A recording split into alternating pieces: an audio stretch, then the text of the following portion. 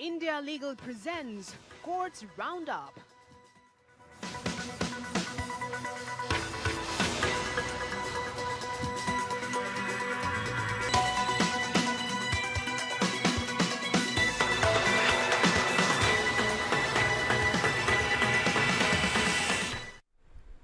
नमस्कार, courts roundup में स्वागत है आपका। मैं हूं आपके साथ नेहा दुबे। इस बुलेटिन में अगले आधे घंटे हम आपको कोर्ट से जुड़ी तमाम छोटी बड़ी खबरों से करवाएंगे रूबरू। कोर्ट की कार्रवाई और सुप्रीम कोर्ट से लेकर हाई कोर्ट्स और लो कोर्ट्स तक के फैसलों को रखेंगे आपके सामने।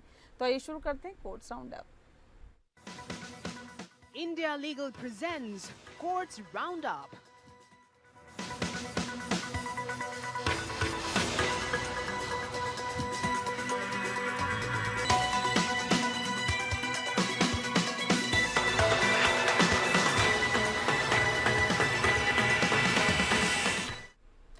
बुलेटिन की शुरुआत करते हैं। सुप्रीम कोर्ट ने स्पष्ट किया है कि सेवानिवृत्त यानी न्यायाधीशों की सेवानिवृत्त आयु 61 वर्ष करने में कोई बाधा नहीं है और मध्य प्रदेश उच्च न्यायालय को 3 महीने के भीतर सेवानिवृत्ति आयु बढ़ाने पर प्रशासनिक निर्णय लेने को कहा है। प्रधान न्यायाधीश BR गवाई और न्यायमूर्ति AG मसीह की पीठ ने मध्य प्रदेश न्यायाधीश संघ की याचिका पर सुनवाई कर रही थी और जिसमें मध्य प्रदेश में जिला न्यायाधीशों को सेवानिवृत्त आयु 62 वर्ष करने की मांग की गई थी। बता दें आपको कि सुप्रीम कोर्ट ने कहा है कि मध्य प्रदेश हाई कोर्ट से कहा गया है कि वह जिला न्यायाधीशों की सेवानिवृत्ति आयु बढ़ाने पर विचार कर सकता है। वर्तमान में जिला न्यायाधीशों की सेवानिवृत्ति आयु 60 वर्ष है, लेकिन अब सुप्रीम कोर्ट के अनुसार इसे 61 वर्ष तक बढ़ाया जा सकता है।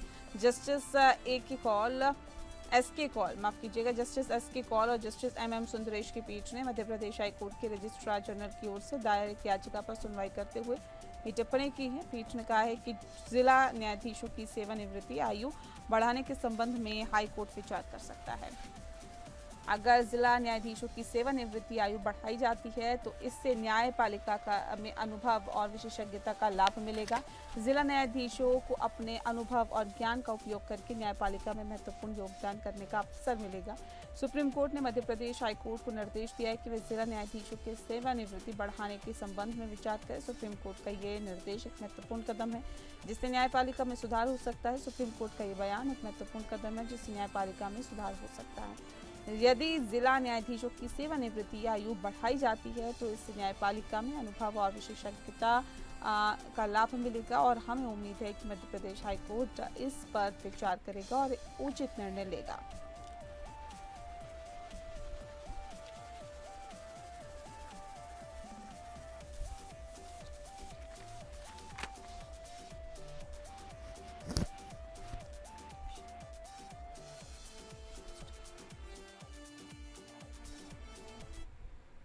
अगली खबर का रुख करते हैं। सुप्रीम कोर्ट ने भूषण स्टील पावर लिमिटेड के लिक्विडेशन पर यथास्थिति बनाए रखने के आदेश दिए हैं। यह फैसला JSW की रिव्यू पिटीशन दाखिल करने की अनुमति देने के लिए किया गया है। JSW ने भूषण स्टील पावर लिमिटेड के लिक्विडेशन के खिलाफ रिव्यू पिटीशन दाखिल करने की अनुमति मांगी थी। सुप्रीम कोर्ट ने JSW की इस मांग को स्वीकार करते हुए लिक्विडेशन पर स्टेटस क्यों बनाए रखने का आदेश दिया है। अब JSW अपनी रिव्यू पिटीशन दाखिल कर सकेगी और सुप्रीम कोर्ट इस पर सुनवाई करेगा। इस फैसले से JSW को अपनी बात रखने का एक मौका मिलेगा। सुप्रीम कोर्ट का ये फैसला JSW के लिए एक बड़ी राहत है और जिससे JSW को अपनी रिव्यू पिटीशन दाखिल करने का मौका मिलेगा और वह अपनी बात सुप्रीम कोर्ट के सामने रख सकेगी।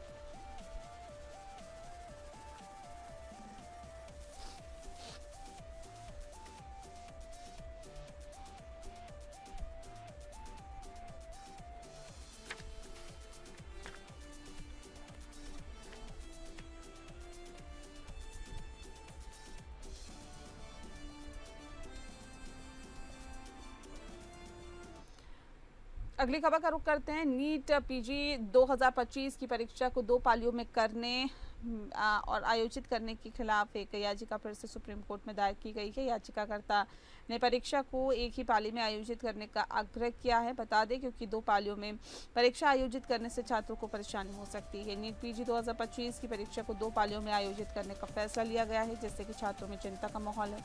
याचिकाकर्ता का तर्क है कि 2 पालियों में परीक्षा आयोजित करने से छात्रों को परेशानी हो सकती है और उनकी तैयारियों पर असर पड़ सकता है। याचिकाकर्ता ने सुप्रीम कोर्ट से आग्रह किया है कि वे नीट पीजी 2025 की परीक्षा को एक ही पाली में आयोजित करने का निर्देश दें। याचिका में ये भी कहा गया है कि परीक्षा 2 जून से पहले सूचीबद्ध किया जाए ताकि छात्रों को समय पर राहत मिल सके। अब देखना यह है कि सुप्रीम कोर्ट इस याचिका पर क्या फैसला लेता है और नीट पीजी 2025 की परीक्षा को लेकर क्या दिशा निर्देश देता है। बता दें कि जस्टिस यशवंत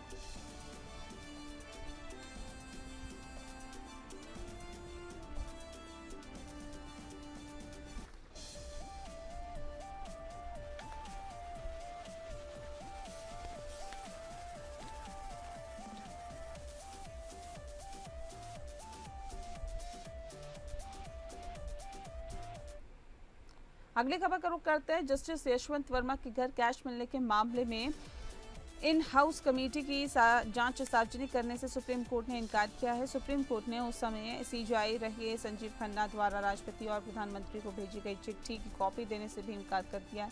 सुप्रीम कोर्ट ने सेंट्रल पब्लिक इंफॉर्मेशन ऑफिसर ने सुप्रीम कोर्ट ऑफ इंडिया पर नाम सुभाष चंद्र अग्रवाल के फैसले का हवाला देते हुए सूचना नहीं दी जा सकती। इसके अलावा सूचना अधिकारी ने इस जानकारी को नहीं देने के पीछे आरटीआई एक्ट के प्रावधानों को भी आधार बनाया है। दरअसल अमृतपाल सिंह खालसा ने आरटीआई के जरिए आवेदन कर जस्टिस यशवंत वर्मा के घर पर कैश मिलने के मामले में इन हाउस कमेटी की जांच सार्वजनिक करने और उस समय सीजीआई रहे संजीव खन्ना द्वारा राष्ट्रपति और प्रधानमंत्री को भेजी गई चिट्ठी की कॉपी दिए जाने की मांग की थी।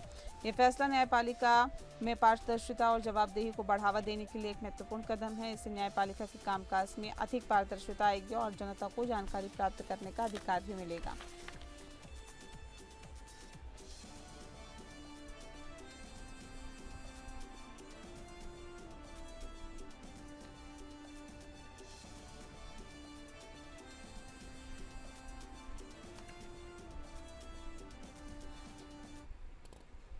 वहीं सुप्रीम कोर्ट ने हाल ही में विदर्भ हॉकी एसोसिएशन एक याचिका खारिज कर दी है, जिसमें हॉकी इंडिया की सदस्यता रद्द करने के फैसले को चुनौती दी गई थी। ये फैसला एक राज्य एक इकाई के सिद्धांत के तहत लिया गया था। विदर्भ हॉकी एसोसिएशन ने हॉकी इंडिया के उस फैसले को चुनौती दी थी जिसमें उनकी सदस्यता रद्द कर दी गई थी। एसोसिएशन ने आरोप लगाया था कि हॉकी इंडिया ने अपने नियमों का उल्लंघन करते हुए फैसला लिया है। सुप्रीम कोर्ट ने अपने फैसले में कहा है कि हॉकी इंडिया का फैसला सही है, एक राज्य एक इकाई के सिद्धांत के अनुसार लिया गया है। कोर्ट ने विदर्भ हॉकी एसोसिएशन की याचिका खारिज करते हुए कहा कि वह हॉकी इंडिया के फैसले में हस्तक्षेप नहीं कर सकती। अब विदर्भ हॉकी एसोसिएशन को हॉकी इंडिया के फैसले के अनुसार काम करना होगा। ये फैसला हॉकी इंडिया के लिए एक महत्वपूर्ण कदम है जो कि देश में हॉकी के विकास के लिए काम कर रहा है।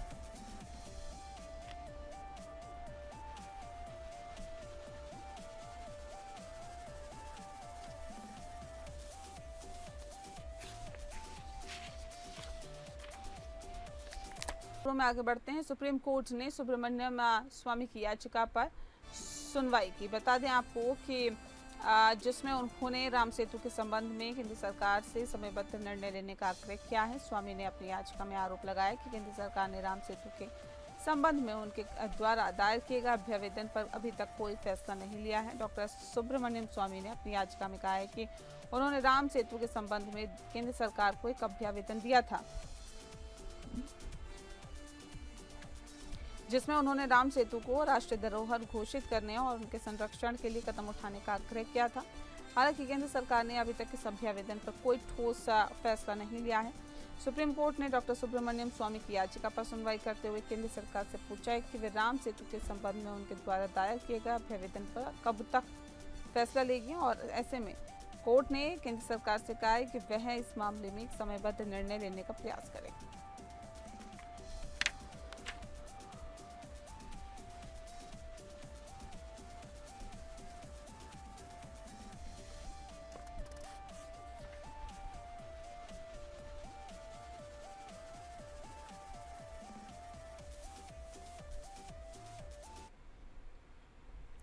वही कर्नाटक सरकार ने सुप्रीम कोर्ट में एक आवेदन दायर किया है। बता दें आपको कि जिसमें मैसूर की शाही परिवार के उत्तराधिकारी को बेंगलुरु पैलेस अधिग्रहण के संबंध में ट्रांसफरेबल डेवलपमेंट राइट्स यानी कि TDR प्रमाण पत्र जारी करने के निर्देश को चुनौती दी गई है। यह आवेदन सुप्रीम कोर्ट द्वारा 22 मई को दिए गए निर्देश के खिलाफ दायर किया गया, जिसमें राज्य सरकार को TDR प्रमाण पत्र जारी करने का निर्देश दिया गया था।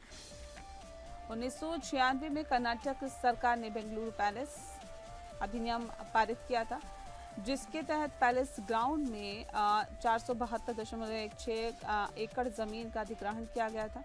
शाही परिवार ने इस अधिग्रहण को चुनौती दी थी और मामला सुप्रीम कोर्ट में लंबित है। सुप्रीम कोर्ट ने 22 मई को दिए गए निर्देश में कहा था कि राज्य सरकार को शाही परिवार के उत्तराधिकारी को TDR प्रमाण पत्र जारी करने होंगे, जिसकी कीमत लगभग 3011 करोड़ रुपए है और ये निर्देश बेंगलुरु पैलेस ग्राउंड के 15.39 एकड़ जमीन के अधिग्रहण से संबंध में दिया गया था, जो सड़क चौड़ीकरण परियोजना के लिए आवश्यक है। कर्नाटक सरकार ने अपने आवेदन में तर्क दिया था कि TDR प्रमाण पत्र जारी करने का निर्देश अवैध है, क्योंकि TDR की शुरुआत 2004 में हुई थी और जबकि जमीन अधिग्रहण 1996 में किया गया था। सरकार ने यह भी तर्क दिया कि सुप्रीम कोर्ट के निर्देश से राज्य सरकार को भारी वित्तीय नुकसान होगा। सुप्रीम कोर्ट ने कर्नाटक सरकार की याचिका पर सुनवाई के लिए 27 मई की तारीख तय की है। अब देखना यह है कि सुप्रीम कोर्ट इस मामले में क्या फैसला लेता है और इसका राज्य सरकार और शाही परिवार के उत्तराधिकारियों पर क्या प्रभाव पड़ेगा।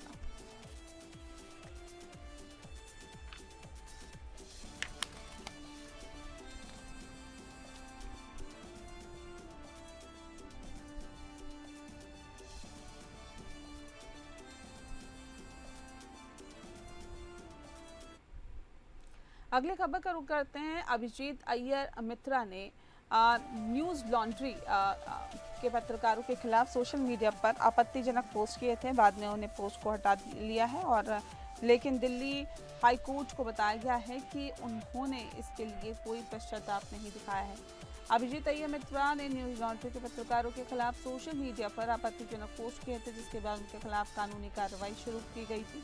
मित्रा ने बाद में पोस्ट हटा लिए और अदालत को बताया है कि उन्होंने इसके लिए कोई माफ़ी नहीं मांगी है। दिल्ली हाई कोर्ट को बताया गया है कि अभिजीत अय्यर मित्रा ने पोस्ट हटाने के बावजूद कोई पश्चाताप नहीं दिखाया है और न ही उन्होंने इसके लिए कोई माफ़ी मांगी है। अब देखना होगा कि दिल्ली हाई कोर्ट इस मामले में आगे क्या कार्रवाई करता है। अदालत ने मित्रा के खिलाफ कानूनी कार्रवाई को जारी रखने के निर्देश दिए हैं।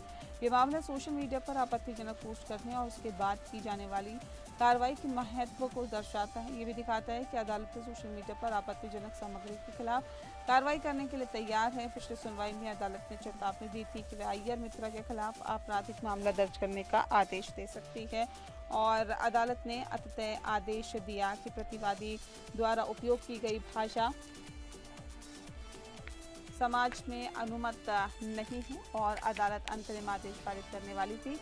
हालांकि जय अनंत देहदराई प्रतिवादी के लिए पेश हुए और उन्होंने तर्क दिया है कि इनके पास उठाने के लिए बंदूक है। उन्होंने स्वीकार किया है कि शब्दों का चयन टाला जा सकता है। वे कहते हैं कि अपने तर्क के बिना पूर्वाग्रह के प्रतिवादी 5 घंटों में आपत्तिजनक पोस्ट हटा देगा और ये रिकॉर्ड कर लिया जाता है और ऐसे में उसी के अनुसार कार्य भी किया जाएगा।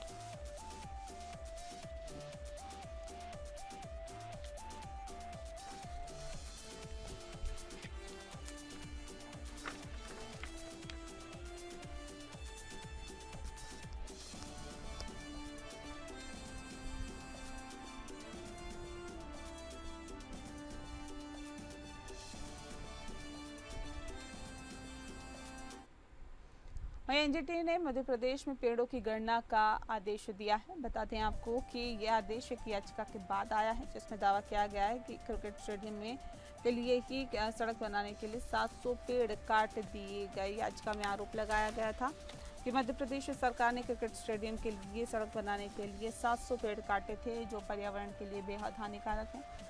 एनजीटी ने इस याचिका पर सुनवाई करते हुए पेड़ों की गणना के आदेश दिए। एनजीटी ने मध्य प्रदेश सरकार को आदेश दिया है कि वह राज्य में पेड़ों की गणना कराए और ये गणना ये सुनिश्चित करने के लिए की जाएगी कि पेड़ों की कटाई को रोका जा सके। पर्यावरण की रक्षा की जा सके और एनजीटी का यह आदेश पर्यावरण की रक्षा के लिए महत्वपूर्ण कदम है।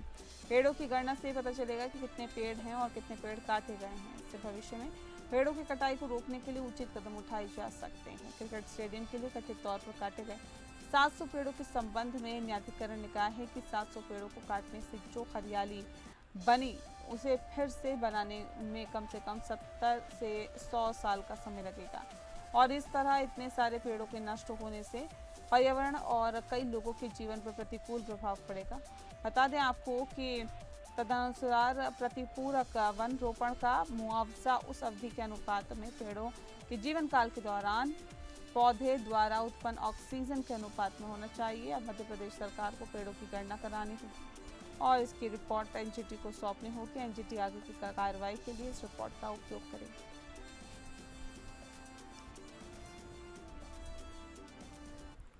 और इसी के साथ फिलहाल इस बुलेटिन में इतना ही। नमस्कार। India Legal presents Courts Roundup.